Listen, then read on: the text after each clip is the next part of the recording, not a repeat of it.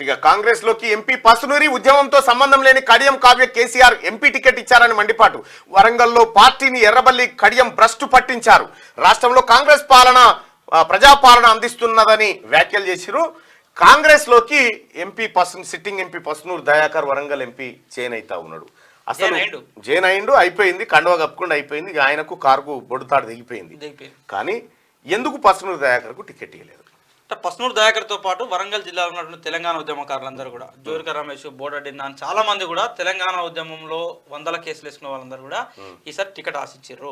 వాస్తవానికి పసునూరు దయాకర్ 9 సంవత్సరాలు ఎంపీగా ఉన్నా ఆయన ఎక్కడా కూడా పబ్లిక్ లో ఏ రోజు ప్రెస్ మీట్ కూడా పసునూరు దయాకర్ పెట్టే అవకాశం లేదు టీఆర్ఎస్ పార్టీలో.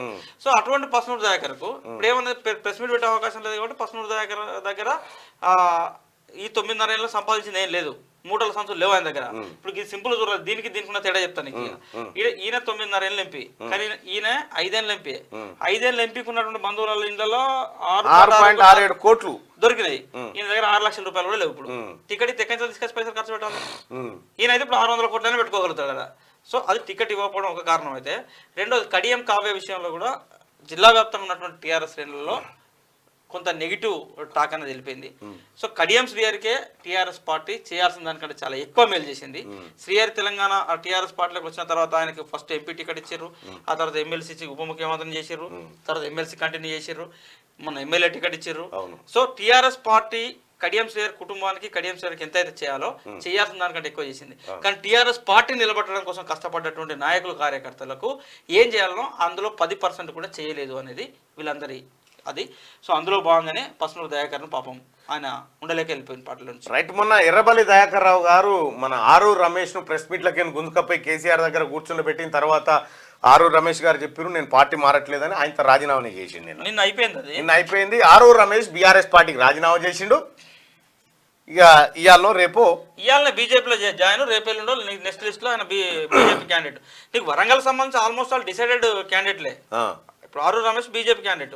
సో ఆరూరు రమేష్ కూడా బీజేపీ రమేష్ మీద ప్రేమ ఉండి కాదు, రమేష్ దగ్గర 3 సంవత్సరాలు ఎక్కువ ఉన్నాయని చెప్పి పిలిచి టికెట్ కొంత ఓట్ బ్యాంక్ ఉంది.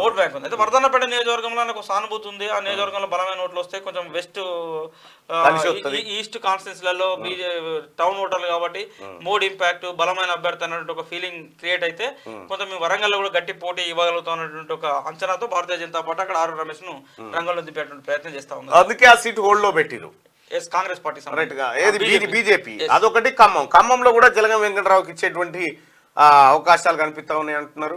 జలగం వెంకటరావు 100% జలగం వెంకటరావు క్యాండిడేట్ భారతీయ జనతా పార్టీ సంబంధించి. మీరు భారతీయ జనతా పార్టీ మొదటి విడత మినహాయిస్తే మిగిలినటువంటి టికెట్ చూడండి, ఒక డీకేఆర్ ఒకటే ఉన్నట్టున్నది. సైదిరెడ్డి టీఆర్ఎస్ పార్టీలోకి వెళ్ళి వచ్చినటువంటి వ్యక్తే. అయితే నల్గొండ టికెట్ సైదిరెడ్డిని మార్చి తేరా చిన్నపరెడ్డి నీ మళ్ళీ తెరపైకి తెస్తున్నట్టుగా తెలుస్తా ఉన్నది. ఇప్పుడు నల్గొండ కానివ్వండి, బీబీ పాటిల్ జైరాబాద్ కానివ్వండి, మెదక్ అంటే రఘునందనరావుకి ఇచ్చారు. తర్వాత మొన్న ఇచ్చినటువంటి సీట్ల నాగర్ కర్నూలు రాములు పార్టీ మారిన రాములు కొడుకు ఇచ్చారు. అక్కడ ఆదిలాబాద్ ఏమో గొడెం నాగేష్కి ఇచ్చారు టికెట్. పెద్దపల్లి గోమాస శ్రీనివాస్ కాంగ్రెస్ పార్టీ నుంచి తీసుకొని ఇచ్చారు. సో ఆల్మోస్ట్ ఆల్ తెలంగాణలో వచ్చినటువంటి 17 సీట్లలో మెజారిటీ సీట్లు ఇతర పార్టీల నుంచి వరుస తీసుకున్నటువంటి నాయకులకు ఇచ్చారు. లాస్ట్ టైం ఎన్నికల్లో పోటీ చేసిన వాళ్ళు ఇదే మళ్ళా అరవింద్, బండి సంజయ్, కిషన్ రెడ్డి, డికే అరుణ, రఘునందన్ రావు ఈ బ్యాచ్ మినహాయిస్తే 89 సీట్లన్నీ కూడా కాంగ్రెస్ నుంచి తీసుకున్న గోమా శ్రీనివాస్ పెద్దపల్లి ఒకటి మినహాయిస్తే మిగతా వాళ్ళంతా టీఆర్ఎస్ వాళ్ళే. రైట్గా ఈ కొండా విశ్వేశ్వరరెడ్డి కూడా కొండా విశ్వేశ్వరరెడ్డి ఆల్సో. కొండా Vishweshwar Reddy last time Congress candidate. అవును.